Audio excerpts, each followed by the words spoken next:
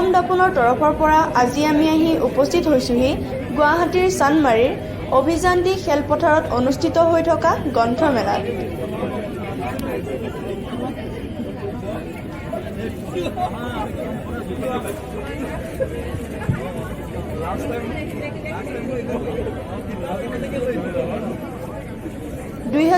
চনৰ প্ৰথম দিনটোতেই গ্ৰন্থমেলাত গ্ৰন্থপ্ৰেমীৰ অভাৱনীয় ভিৰ দেখা গৈছে। এয়াই অসমীয়া সাহিত্যৰ বাবে এক শুভ লক্ষণ বুলি বিবেচিত হৈছে।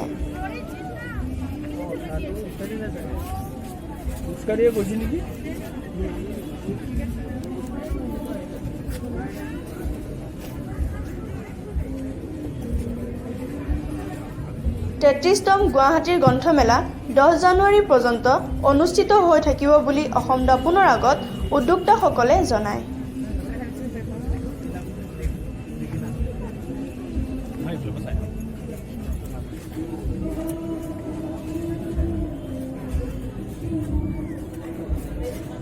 চান্দমাৰীৰ পৰা সহযোগী সুভাষ বৰগোহাঁই। গভীৰ প্ৰশান্ত সাগৰৰ শক্তিয়ে ধ্বংসত কৰে সিদ্ধান্ত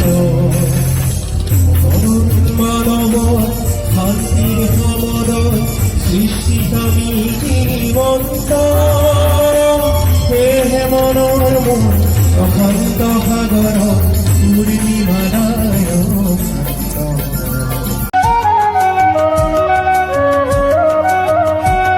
আমাক পুনৰ লগ পাবলৈ অসম দাপোন ছাবস্ক্ৰাইব কৰক আৰু কাষতে থকা বেল আইকনটো বজাওক।